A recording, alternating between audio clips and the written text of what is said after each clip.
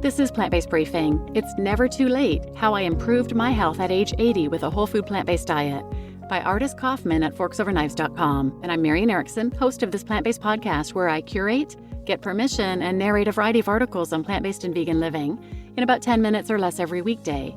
Today's article is from Forks Over Knives, one of the amazing experts, contributors I'm thrilled to have permission to read from.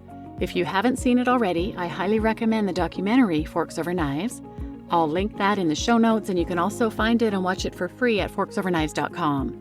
So now let's get to today's plant-based briefing. It's never too late, how I improved my health at age 80 with a whole food plant-based diet, by Ardis Coffman at forksoverknives.com. I didn't expect to improve my health at age 80, but that's what happened. It started in 2018 when my daughter became convinced that she should follow a whole food plant-based diet. Since we live and eat together, I agreed reluctantly that when it was my turn to cook, I would try to make those kinds of meals for her. I didn't promise not to eat what I wanted when away from our dinner table. I was never fond of vegetables. When I was a child, my own mother despaired that the only ones I would eat were corn and peas, and as an adult, my taste hadn't changed much. On my 80th birthday, I was dealing with a host of medical problems. I'd been a type 2 diabetic for over 20 years. I'd had high blood pressure since I was 35. One doctor called it resistant high blood pressure because the standard medicines failed to bring it down. It took 5 medications at full doses to keep my blood pressure under control. I think it's hereditary. My father died at 31 from repeated small strokes because they couldn't control his blood pressure, and both his sisters were diagnosed with high blood pressure, one of them when she was in her teens. I counted myself lucky that there were medications to help me avoid suffering my father's fate. On top of high blood pressure and type 2 diabetes, I had high triglycerides and high cholesterol. And now, on my 80th, I was dealing with the latest bad news from my doctor. I had chronic kidney disease, stage 3C. Surprising improvements. Much to my surprise, after only a couple of months of eating whole food plant-based dinners, only dinners, my A1C improved enough that my doctor started stepping down my diabetes medication, and before long, without fanfare, I was off of all of it.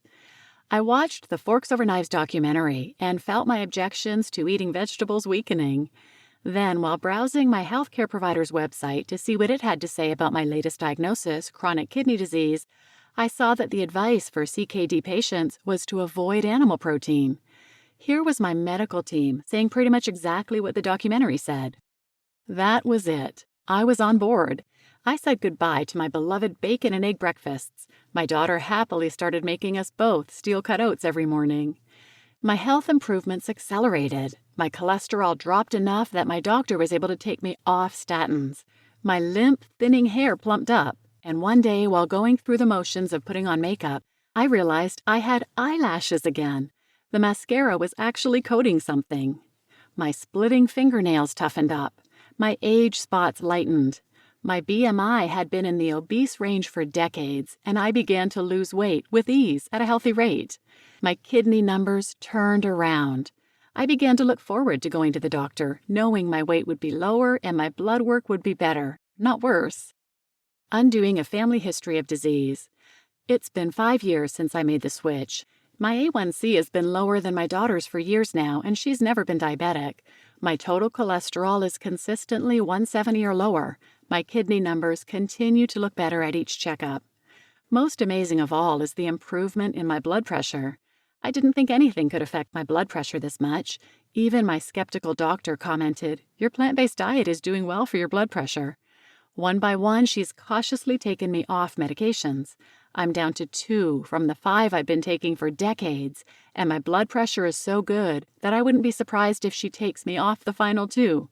It's almost incredible, if only my father had known. My lunch is often homemade soy yogurt dressed up with raisins and orange slices.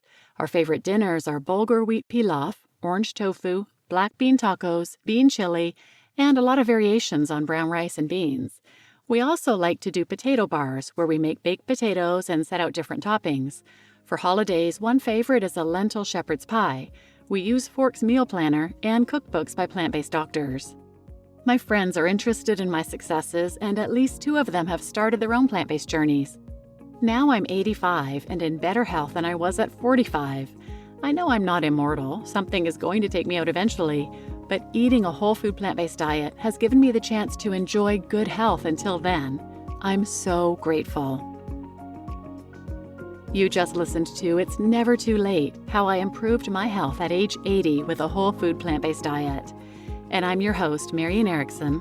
And I love these success stories, but this one especially because it's never too late. I love it. And that she started to see results just by incorporating whole food plant-based dinners only.